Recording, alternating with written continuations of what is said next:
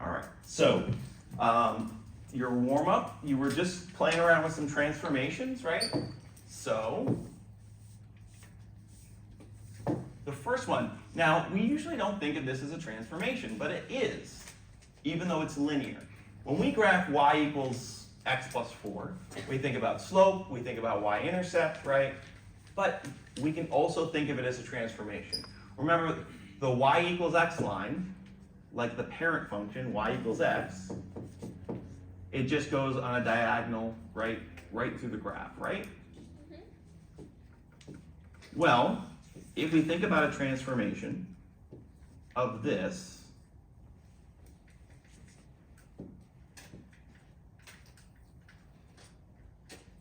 and y'all would use rulers because you're not in a rush. So, okay, our parent function is what?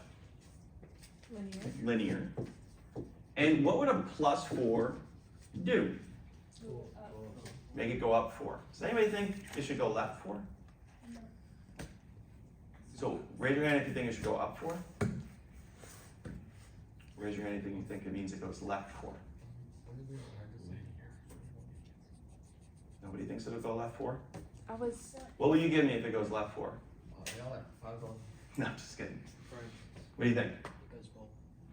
Okay, he thinks it goes both. Let's check it out. So we said up 4, and then or/and left 4. Let's check it out. Okay, let's go with your up 4 and see if that gives us the right thing here. 4, up 4, and then over 1 up, everything goes up 4, right? So this is what I end up getting. Okay. So what happened? Same thing. Yeah. With a line, both transformations happen simultaneously because it's both inside and outside the function. If you had this in parentheses, you could think of it as going left 4. If you have it like this, you could think of it as outside and it's going up. But then both things happen, right? So here, it went left 4, or here it went up 4. Either one describes the transformation, okay? Which is kind of a funny thing about lines, okay? Our next one was what type of function? Yep, absolute value. And we know that the parent for that is like a v, starts in the middle, and it gives you that up 1 over 1, then on the back, it goes up 1, back 1 over, back 1, up 1. And it looks like that. And then this negative on the outside. Okay, let's think about what we talked about already today. A negative on the outside will negate your what? Y. Your outputs, which are your y's. And if we think about flipping a y, from like this y would flip to its negative y, which would be flipping Upside down, right? That's how you flip a y, right? So this flips down because our outputs, they go negative on us, right? So all of these points just become the negative version of themselves down, right? So 3, 3 becomes 3, negative 3, and so on. And I end up with this, like that, right? So that's negative absolute value of x, right? Now our last one is what type of function? It's quadratic. We know that because of this squared, right? Anytime we see a squared. And then a negative on the inside. So what's that going to negate? The x value. Input. Our inputs. So it flips which way? Flips left and right. Just flips sideways, right? And that's because our inputs become negative. But because it's negative in the inside, would that mean it's going to the right? Well, going to the right or left is when we add or subtract, not when we put a negative in front. This is multiplying. Oh, okay. and negative 1 being multiplied. All right, but let's think about what happens here. So this is my parent function, over 1 up 1 over 2 up 4 minus 2 up 4. And let's zoom in a little bit so we can really see what's going on. Okay, so let's take each point. Well, 0, 0, we know flipping that's not going to flip anything. But what about this point right here? It's 1, 1. We said we make it what? 1 negative. Well, we're going to flip the inputs. So 1, 1, Negative. 1, 1 flips to Negative 1. negative 1, negative 1. And then this point here, 2, 4, flips to what? Negative. Negative 2, 4, right here. Right, this becomes negative 1, 1. What about negative 2, 4, the blue one? It would shift to negative. Negative 2, which is 2, 4. So that goes right here. What about this one? Wait, what?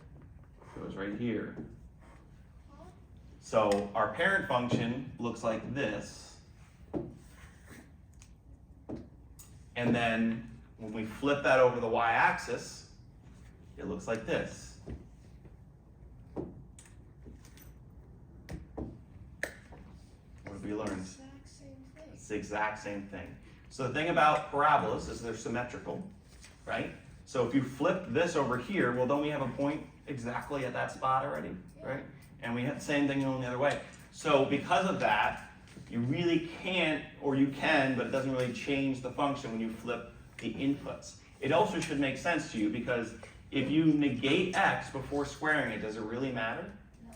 Like, if I had a 2, but then I made it negative 2 before I squared it, am I going to get a different answer? No, right? Because it's the square takes care of that negative, right? So that's why the values don't change, and we end up with the same parabola, okay? So there you go. Don't have to worry about that one, okay? But it is a good thing to notice. Okay, continuing on in our lesson. Any questions here before we can move on? No? Okay. So today we're going to talk about the cubic function. We're not introducing anything new in terms of transformation. So we're still only translating, which is left, right, up, down, and reflecting, which is flipping over an axis, right? But we're going to talk about it with the cubic function. So we're going to practice with the cubic function today, okay? So in order to do that, we got to remember how to find it. So remember, we just plug in our x's to find our y's. Negative 2 to the third, that's negative 8. Negative 1 to the third, that's negative 1. 0 to the third is 0, and so on. And that gives me my points, right? Which gives me my parent function. But as with the rest of these lessons, hopefully that's the last time you need to make an XY table because we're going to talk about the pattern.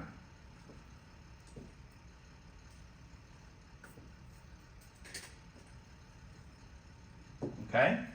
The pattern. Okay, so like any of these, oh, and by the way, domain and range are both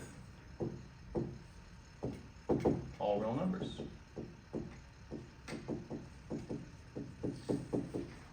But let's talk about the pattern here, okay?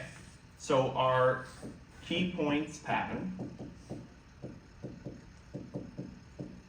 we're going to start where we always start. Where's that? 0, 0. Yep.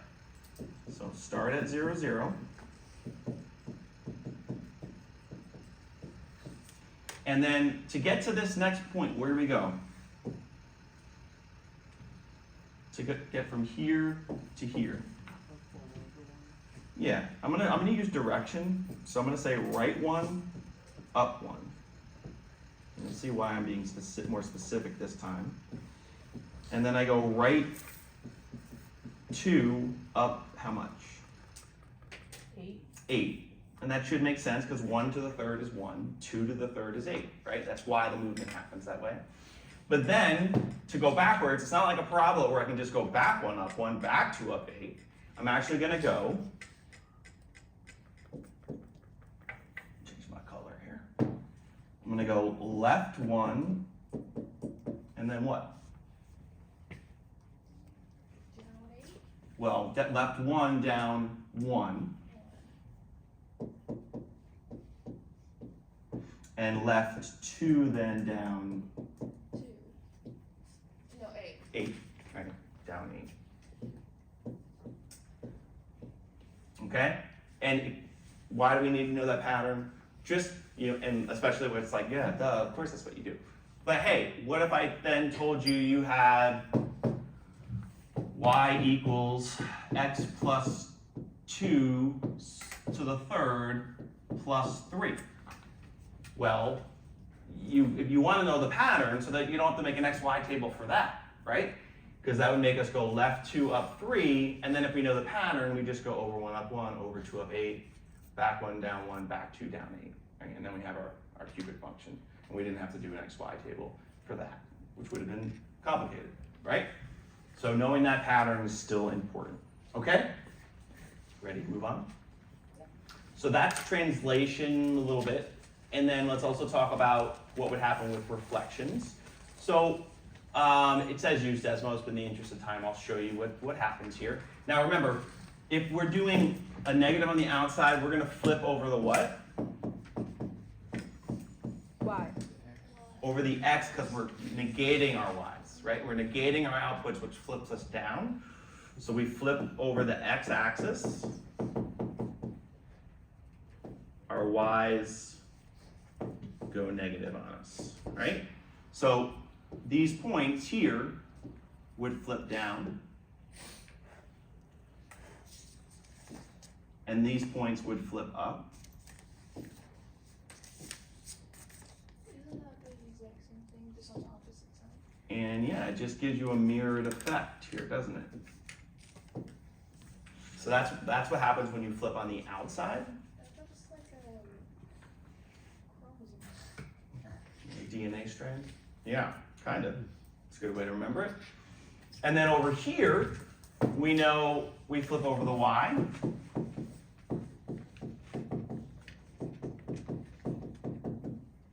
Because our x's become negative, right? So here and here and here and here flip that way this time. So this becomes this, and this becomes this, and this becomes this, and this becomes this. And then you end up with this totally different function than when you flipped over there, because this one's all green and that one's all red. That's the exact same thing. But it's the exact same thing. So hopefully that's your noticing here, right? We know negative on the inside, negative on the outside, same result. Why is that good news? Because now you can just think about it whichever way you're comfortable with, right? I always think about it as flipping left and right. It makes it really easy for me to see. But if you like to think about it as flipping up and down, no matter what, if you see a negative, go with that way, because it's the same exact result, right? So any negative, inside or out,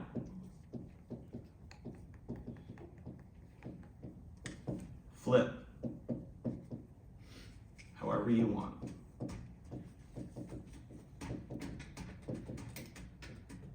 One thing to notice is if you do flip, right, this thing, parent function, starts from the bottom, ends at the top. When you flip, it starts at the top, ends at the bottom, right? So if you flip, that should be what you see in your result.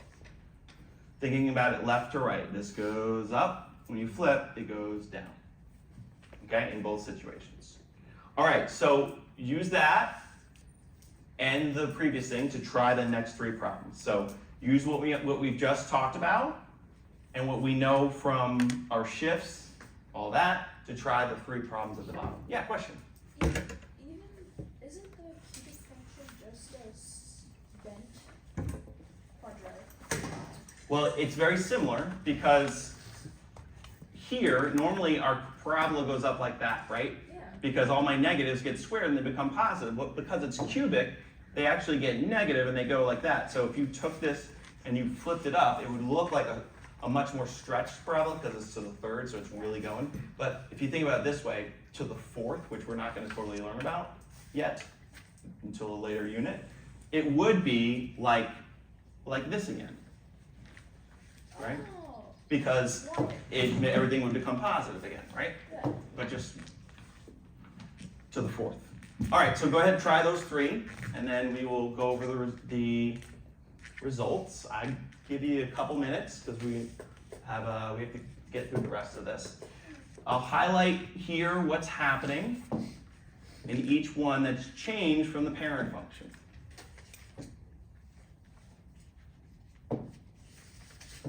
So those are your clues on getting started. Okay? Zoom out a little bit. Zoom out. Yeah. Do you want to just see this? I can Yeah. scroll back up. Yeah. There you go. Okay, let's take a look at these problems, all right? So, all three of these are cubic, right? So you probably are like, why is he even asking for the parent? But it's good to practice. This is cubic, that's cubic, that's cubic. All right, this transformation is a +2 on the outside, so that's up 2, right? And this is where we practice our pattern, right? We know we usually start at 0, 0, but now we're gonna go up 2. And we know we go over 1, up 1. Over 2, up 8, so that's off the graph. I always like to make a little speck. Back 1, down 1, back 2, down 8, and that one I can fit. Now, the curve comes in, right? Like this. And notice where I crossed out of here. Notice where I crossed. It was before what? 2. Why? Because you didn't actually get the point. I never got to 2, 8, right? So I certainly don't want to go like this if there's a point here, right? So don't go too far with it. That's something that students do a lot, right? Stay before the 2 because you didn't get the 2 yet, all right? All right, this one was this is cubic again. It's +2 on the inside, so I'm going to go, Are you asking? Left. I'm asking, Oh, left 2. So I start here. There's no flipping, right? No negative. So I go over 1, up 1, over 2, up 8, which is off, back 1, down 1, back 2, down 8, which is off.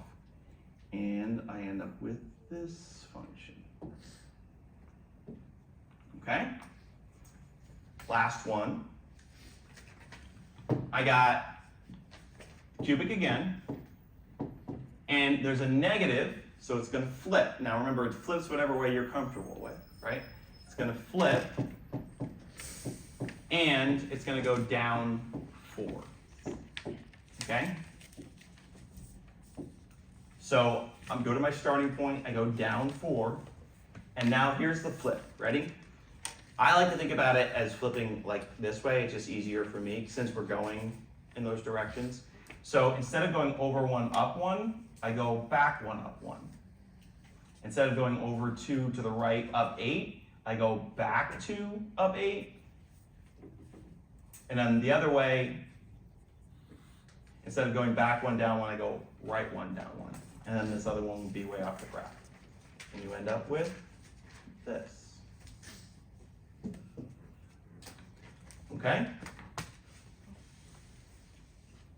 All right, so with our final 6 minutes, we're gonna do these last 4 problems, right? Get as far as you can on them.